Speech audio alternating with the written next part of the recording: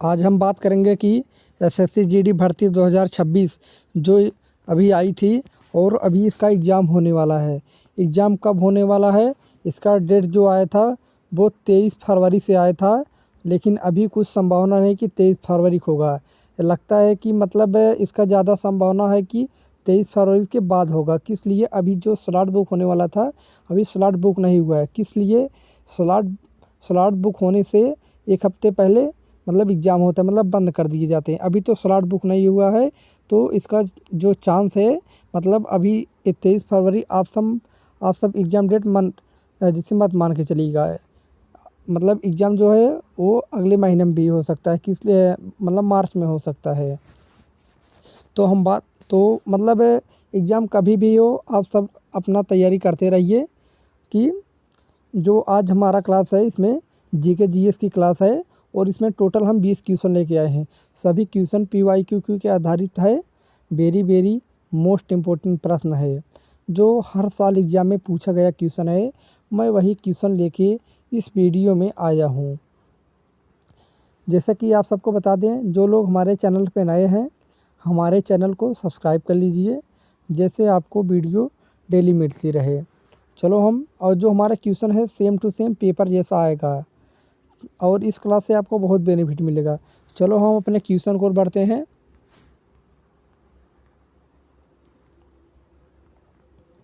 जो पहला क्वेश्चन दिया है हमारा, अनियंत्रित कलम से बर्बादी होती है, यह प्रसिद्ध कथन किस महापुरुष ने कहा था? किसने कहा था? वेरी मोस्ट इम्पोर्टेंट प्रश्न है। जो अनियंत्रित कलम से बर्बादी होती है, यह प्रसिद्ध कथन किस महापुरुष ने कहा था? ऑप्शन है इसका जवाहरलाल नेहरू, महात्मा गांधी, लियो टॉलस्टॉय, रविंद्रनाथ टैगोर। इसका सही उत्तर क्या होगा? और आप सबको पता, जो रविंद्रनाथ टैगोर है वो बांग्लादेश में एक नारा कहते हैं। इनका नारा जो है अलार्म अलार कलार है। और जो इसका सही उत्तर क्या होगा? इसका सही उत्तर जो होगा, जो अनियंत्रित कलम से बर्बादी होती है, यह प्रसिद्ध कथन किस महापुरुष ने कहा था? वो महात्मा गांधी ने कहा था। ऑप्शन नंबर बी इसका सही उत्तर होगा। लगा लीजिएगा, बी इसका सही उत्तर होगा, महात्मा गांधी ने कहा था। क्वेश्चन नंबर थोड़ा सा छोटा कर लूँ, यह क्वेश्चन बहुत बड़ा है। क्वेश्चन नंबर 2 है, बहुत वेरी मोस्ट इम्पोर्टेंट प्रश्न आया हुआ क्वेश्चन है। सी राजगोपालाचारी द्वारा प्रतिपादित किए गए CR फार्मूला के संबंध में निम्नलिखित में से कौन सा कथन सही नहीं है? आपको देखना इसमें कौन सा कथन जो है वह सही नहीं है। पहला है, इसमें जिन्नाह और मुस्लिम लीग से वार्तालाप का समर्थन किया गया था, यह गलत है। इसमें मुस्लिमों को अलग राज्यों दिए जाने के लिए उन्मत्त संग्रह की सिफारिश की गई थी, गलत। जो इसका सही उत्तर क्या होगा? मतलब इसका सही उत्तर होगा सभी, यह गलत है। मतलब इसका सही उत्तर क्या होगा? उपरोक्त सभी से मतलब सभी सही है। अच्छा, थोड़ा से हाँ, इसमें जो पहला और दूसरा दोनों सही है। इसका सही उत्तर क्या होगा? ऑप्शन नंबर डी इसको लगा लीजिएगा। मतलब पहला और दूसरा सही है, मतलब दोनों सही है। क्वेश्चन नंबर 3 है, निम्नलिखित में से किस घटना के दौरान क्लीमेंट इटली इंग्लैंड के प्रधानमंत्री थे? वेरी मोस्ट इम्पोर्टेंट प्रश्न है। निम्नलिखित में से किस घटना के दौरान क्लीमेंट इटली इंग्लैंड के प्रधानमंत्री थे? साइमन कमीशन भारत कब आया था? आप सब लोग बताइए। जो साइमन कमीशन भारत कब आया था? 1927 में। कब आया था? 1927 ईस्वी में आया था। और 1927 में साइमन कमीशन आया था। और जो 1928 में जो लाला लाजपत राय थे, इनकी हत्या हो गई थी 1928 में। और जो गवर्नमेंट ऑफ इंडिया अधिनियम 1935 और जलियांवाला बाग हत्याकांड, भारत की स्वतंत्रता कब क्लेमेंट इटली इंग्लैंड के प्रधानमंत्री थे, वो भारत की स्वतंत्रता की बात थे। ऑप्शन नंबर डी इसका सही उत्तर होगा। और बताइए जो जलियांवाला बाग हत्याकांड है वो कब हुआ था और कहाँ पर हुआ था? जो जलियांवाला बाग हत्याकांड हुआ था वो 1919 ईस्वी में हुआ था। कहाँ पर हुआ था? अमृतसर पंजाब में हुआ था। कहाँ पर? अमृतसर पंजाब में हुआ था।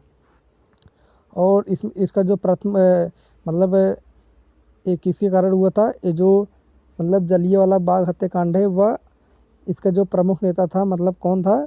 वो जनरल डायर ने मतलब गोली चलाने का आदेश दिया था। मतलब यही जो जनरल डायर था मतलब यही साला मतलब सारा खेल खेल रहा था, जिसने आदेश दिया था मतलब सभी को मार दो। मतलब जो लोग आए थे मतलब भारत के थे वो सबको मतलब वो गोली से मरवा दिया था और कोई भाग नहीं पाया था। चलो अपने हम नेक्स्ट क्वेश्चन को और बढ़ते हैं। इसका जो राइट उत्तर होगा डी, भारत की स्वतंत्रता। क्वेश्चन नंबर 4 है। सभी क्वेश्चन मैं धीरे धीरे बताते हैं मतलब सभी क्वेश्चन को बारीक से मैं बताता चलूँगा। और जो ये वेरी मोस्ट इम्पोर्टेंट प्रश्न लगा लीजिएगा। चौरी चौरा की घटना का संबंध निम्नलिखित में से किस तारीख से है? मतलब यही पूछा है कि चौरी चौरा की जो घटना घटी थी यह कब घटी थी? बताइएगा इसका कब घटी थी? 5 फरवरी 1922, 6 फरवरी 1922, 4 अगस्त 1922 और 6 अगस्त 1922। कब घटी थी चौरी चौरा की घटना? इसका सही उत्तर क्या होगा आप सब लोग बताइएगा।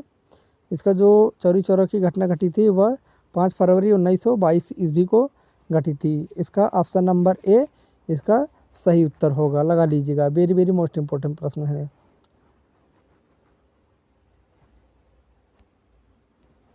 क्वेश्चन नंबर 5, भारत में महात्मा गांधी ने पहला सत्याग्रह किस स्थान से शुरू किया है? वेरी मोस्ट इम्पोर्टेंट प्रश्न लगा लीजिए। यह क्वेश्चन बहुत बार आया है SSC GD एग्जाम में। भारत में महात्मा गांधी ने पहला सत्याग्रह किस स्थान से शुरू किया था? खेड़ा से, बारदोली सत्याग्रह, चंपारण, साबरमती। साबरमती कहाँ पर पड़ता है? यह अहमदाबाद में पड़ता है, अहमदाबाद में। जो इसका इस क्वेश्चन नंबर 5 का उत्तर क्या होगा?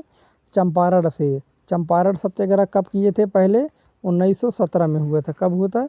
1917 में चंपारण में महात्मा गांधी ने सबसे पहले सत्याग्रह किए थे। मतलब चंपारण जो किस लिए? वो नील के खेती के लिए चंपारण सत्याग्रह मतलब किए थे।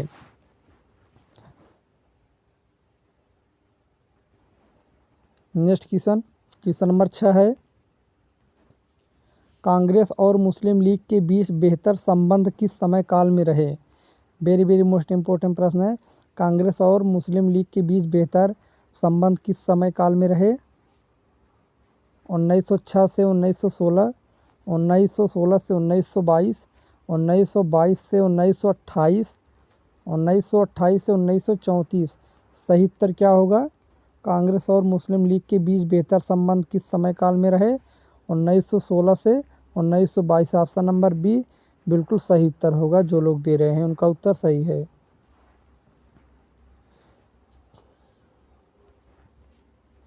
क्वेश्चन नंबर 7, श्रीरंगपट्टनम की संधि का संबंध किस युद्ध से है?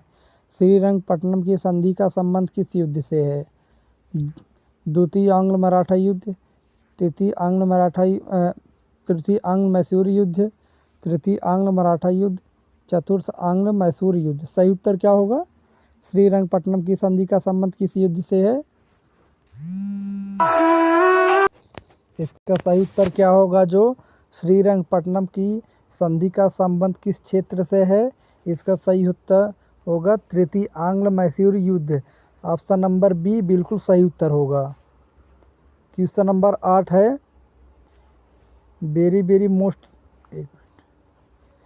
वेरी मोस्ट इम्पोर्टेंट प्रश्न है। यह क्वेश्चन बहुत बार आया है।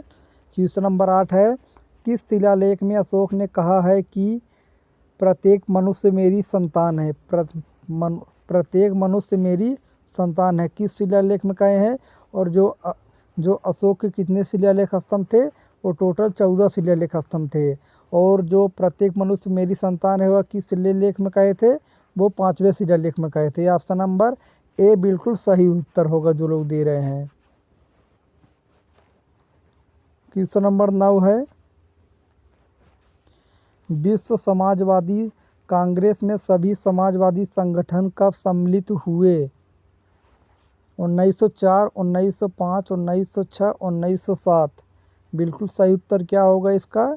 विश्व समाजवादी कांग्रेस में सभी समाजवादी संगठन कब सम्मिलित हुए? वो 1904 ईस्वी में सम्मिलित हुए थे। ऑप्शन नंबर ए बिल्कुल सही उत्तर होगा।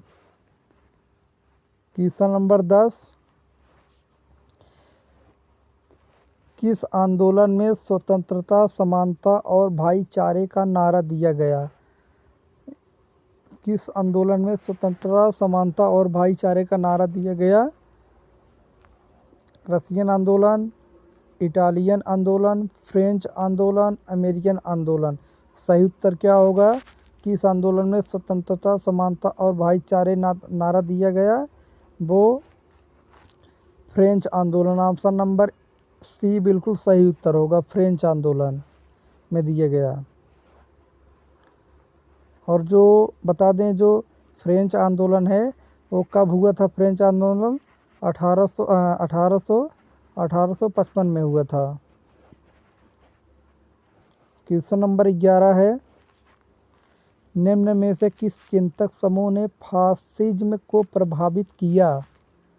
कांट, फिक्टे, हेगेल और Rosenberg, Plato, Machiavelli, Herbert Spencer, अरस्तु, Saint Augustine, T H. Green, Karl Marx, Engels और Lenin. Very very most important प्रश्न है। इसका सही उत्तर क्या होगा? निम्न में से किस चिंतक समूह ने फासिज्म को प्रभावित किया? सही उत्तर इसका होगा कांट, फिक्टे, हेगेल और रोजनबर्ग। ऑप्शन नंबर ए बिल्कुल सही उत्तर होगा। क्वेश्चन नंबर 12 है, पोंटिफ किसे कहा जाता है? पोंटिफ किसे कहा जाता है? व्यापारी, न्यायाधीश, पुरोहित, राजदूत। इसका सही उत्तर क्या होगा? पोंटिफ किसे कहा जाता है? वो पुरोहित को कहा जाता है। वेरी वेरी मोस्ट इम्पोर्टेंट प्रश्न, सी इसका सही उत्तर होगा। क्वेश्चन नंबर 13 है, भारत में वनों का मुख्य प्रकार कौन सा है?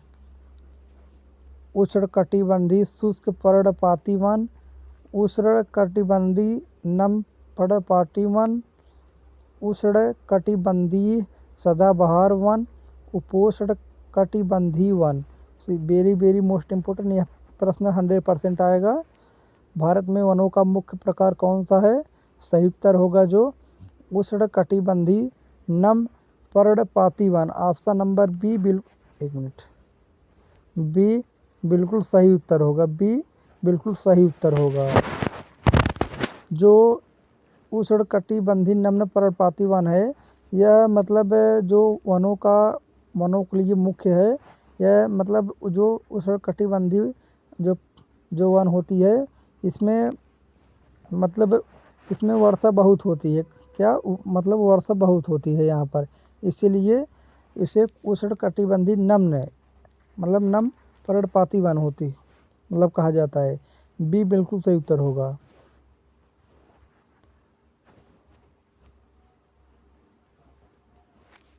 क्वेश्चन नंबर 14, यूरोप में धर्म सुधार आंदोलन के प्रवर्तक कौन थे? यूरोप में धर्म सुधार आंदोलन के प्रवर्तक कौन थे? इरेस्मस, लूथर, वाइक्लिफ, इग्नेशियस लायेला। सही उत्तर क्या होगा इसका? यूरोप में धर्म सुधार आंदोलन के प्रवर्तक कौन थे? वो थे लूथर। ऑप्शन नंबर बी बिल्कुल सही उत्तर होगा जो लोग दे रहे हैं। क्वेश्चन नंबर 15, कबीर किसके शिष्य थे? वेरी वेरी मोस्ट इम्पोर्टेंट प्रश्न, कबीर किसके शिष्य थे? रामानंद के, वल्लभाचार्य, चैतन्य महाप्रभु, इनमें से कोई नहीं। सही उत्तर क्या होगा? कबीर किसके शिष्य थे? वो रामानंद के शिष्य थे। ऑप्शन नंबर ए बिल्कुल सही उत्तर होगा। क्वेश्चन नंबर 16, निम्नलिखित में से किस नहर को सतलुज और ब्यास नदी से जल प्राप्त होता है? वेरी वेरी मोस्ट इम्पोर्टेंट प्रश्न है। निम्नलिखित में से किस नहर को सतलुज और ब्यास नदी से जल प्राप्त होता है? कनिंगधम नहर, इंदिरा गांधी नहर, सेतु नहर, गंगा नहर। सही उत्तर क्या होगा इसका? इंदिरा गांधी नहर जो लोग दे रहे हैं बी बिल्कुल सही उत्तर होगा, बी सही उत्तर होगा।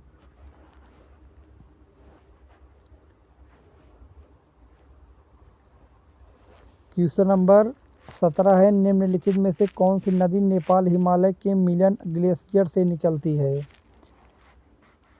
सरयू अथवा शारदा, रामगंगा, गोमती, यमुना। इसका सही उत्तर क्या होगा? यमुना नदी। जो यमुना नदी है वो मतलब कहाँ पर, कौन से राज्य के पास है? जो यमुना नदी है यह दिल्ली के पास है। और जो गोमती है, गोमती के पास कौन सी मतलब ज़िला है? मतलब वो एक जौनपुर हो जाएगा, जौनपुर हो जाएगा और उसके बाद लखनऊ हो जाएगा, ये सब गोमती नदी के किनारे है। और जो सरयू है, ये सरयू जो है वो सरयू नदी अयोध्या के पास है। कहाँ पर? अयोध्या के पास है। जो अयोध्या है वो सरयू नदी के किनारे स्थित है। इसका जो सही उत्तर होगा, निम्नलिखित में से कौन सी नदी नेपाल हिमालय के मिलन ग्लेशियर से निकलती है? वो गोमती नदी से निकलती है। ऑप्शन नंबर सी बिल्कुल सही उत्तर होगा जो लोग दे रहे हैं।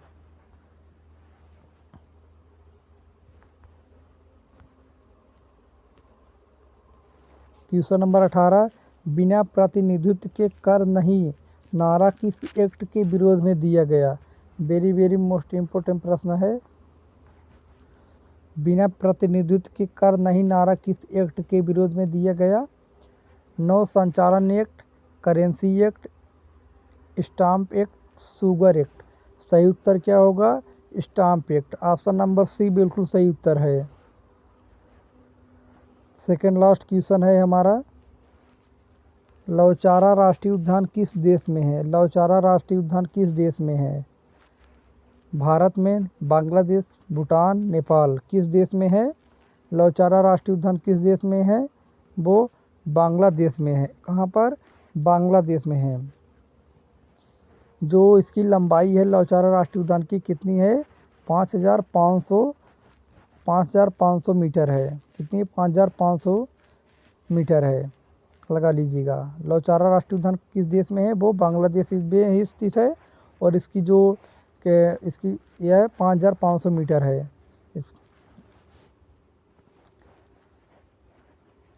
हमारा लास्ट क्वेश्चन है, क्वेश्चन नंबर 20, बोरी वन्यजीव अभ्यारण्य किस प्रदेश में है? बोरी वन्यजीव अभ्यारण्य किस प्रदेश में स्थित है?